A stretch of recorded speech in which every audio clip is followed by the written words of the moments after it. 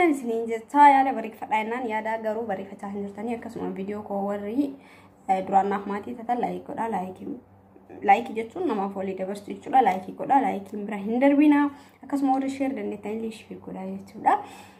Arra yaada bareedaa yaada gaawudite kan qabadee isin dhufee jira yaada kanas akka jaalattanii fi yookaan akka itti bohaartanii fi yookaan akka isinis yaada itti kennitan abdii qaba jechuudha. Kanaafuu yaadaan qabadee dhufee maal isin fakkaatee obboleewwan kee yaada gabaabduu bareedu kan qabadee dhufee jira. Addunyaa kanarra hanga jirtutti jechuudha. Addunyaa kanarra osoo jirtu tokkoffaa osoo nafsi keetiin jirtu osoo ilma hin arganne dhalaas ta'e dhiiras ta'e jechuudha. Kan adda baasuuf hin deemu walumaa galattuu dubartiis ta'e dhiiras ta'e jechuudha. Fakkeenya yoo fudhanne anumaa fudhannu fakkeenya jechuudha. Anumaa fudhannu fakkeenya amma daa'imman yookiin ijoollee hin qabu waan ta'eef jecha rabbi fidini osoo guyyaa du'aa rabbi namni kamiinuu beekuu hin danda'u kan hin beeku rabbi tokkocha qofa kan guyyaa duunu jechuudha. Kanaafuu osoo du'e jechuudha. Fakkeenya isinitti himaa jira. Laakiin immoo rabbiin biyya ambaa keessatti waan akkana kana nurraa haqqabu. Laakiin osoo du'e jechuudha. Yeroo muraasa booda namni kamuu namni na beeku sinaaf booyaa namni maatiin kiyyas yeroo muraasa booda niin gaddaniin booyaa sirriidha kun ifa jirtu. Laakiin yeroo muraasa waggaa takkaan guutu ji'a shan akkana muraasa booda namuu si dagataa jechuudha. Wanti fakkeenya si kaasiif maaliifi si dagata jechuudha. Laakiin immoo dhalaas ta'e dhiiras ta'e jechuudha. Jecha kana irraa hin kaasee jechuudha. Fakkeenya akkasinitti himu ta'e wannan irraa kaasee qaba jechuudha. Laakiin dubartiis ta'e dhiiras ta'e ilma tokko yoo qabaatte yookiin ilmumaayyuu yoo qabaatte yookiin maatii yoo qabaatte addunyaa kanarra illee deemtus maaltu akka yaadatamu beektaa ilma saniin si yaadatanii jechuudha.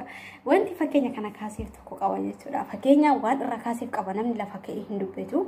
Garuu immoo ani wanta irraa kaasee wanta dubbadheef tokko qaba jechuudha.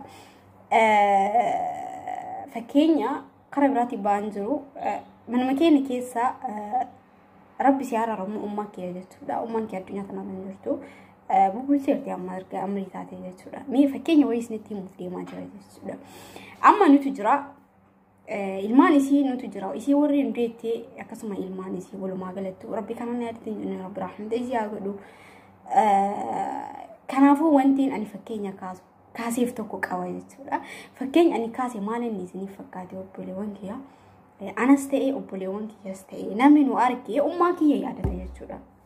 Okay, ummaa kiyya fakkeenya namni ummaa kiyya beeku tokko yookiin immoo ollaas ta'e hiriyoottan isiis ta'e maatii isiis ta'e firoottan isii kamiyyuu ta'e yommuu nu argan isii yaadatan jechuudha. Fakkeenya yoo isinitti himu ta'e namni tokko dubartiis ta'e dhiiras ta'e ilmaan yoo qabaate ilmaan yoo lafa godhate baay'ee gaariidha.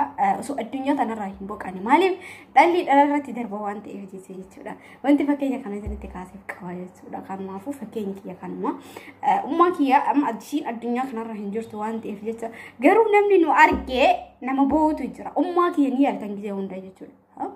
Ni yaade wanti waan akkana kana yaade. Ummaa kiyya osoo rabbi fedhini osoo nuu qabaachuu baate ilmaan biraas akkasuma qabaachuu baate yaadatamtu yeroo muraasa keessatti ni dagatamti jechaadha kan hin jedhu yaada keessatti na dhufe na ajaa'ibe anallee jechuudha. Kanaafuu wanti isiniin jechuun rabbiin addunyaa kanarraa osoo baqanne ilma osoo namaa kenne baay'ee gaariidha. Wanti yaadaan kanarratti kaasee yaada fakkeenya ofumarraa fudhadhee ofumarraa matame kiyyarraa yookiin manuma keenyarraa fudhadhee malee karaa biraatirraa hin fudhanne kanaafuu fakkeenya akkana kun karaa biraallee hin jiru jechuudha. Addunyaa kanarra osoo jirtu rabbi ilma sii haa kennu. Maaliif oo kayyattan ta'e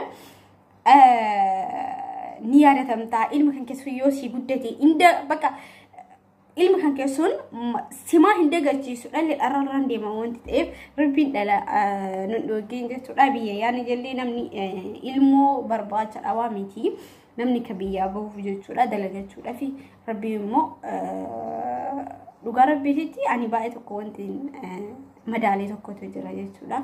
Rabbi dhala dhoowwatini walumaa galattuu akka biyyaa waan itti illee biyyaan baashetti rabbi nu hambisini rabbi walumaa galattuu warra ilma hin qabne illee ilma keessan ilmi isiniif haa kennu warra ilma qabdan illee ilma keessa rabbi isinii haa guddisu. Laakiin immoo ilma qabaatanii osoo galmaan ga'anii baay'ee gaariidha. Qabaatanii guddisanii galmaan osoo ga'anii gara nama nyaatu. Laakiin immoo yeroo muraasa keessatti kaayoo addunyaadhaa irraa deemtee seenaa wabaayee jira jechuudha kanneen kana keessatti laakiin immoo waan kana fudhadhee fakkeenya ofii kiyyarraa fudhadhee jechuudha rabbiin dhala isin dhoowwatini namni kamuu dhala qabaatee ni yaadatama addunyaa kanarrallee buqatu garuu dhala yoo qabaanne yeroo muraasa boodatti kan nama dagatamee jirutu jira ani kanaaf wanni dubbachuu dandeessa jechuudha dargaggeelii kaniin du'e ilma hin qabne dhalaas ta'e dhiiras ta'e kaniin ilma hin qabne yeroo muraasa keessatti inni irraanfatama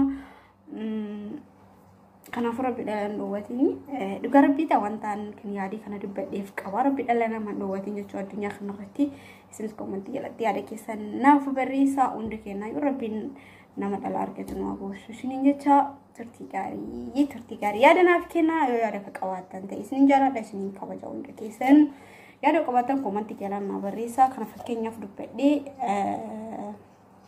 bakka yaadni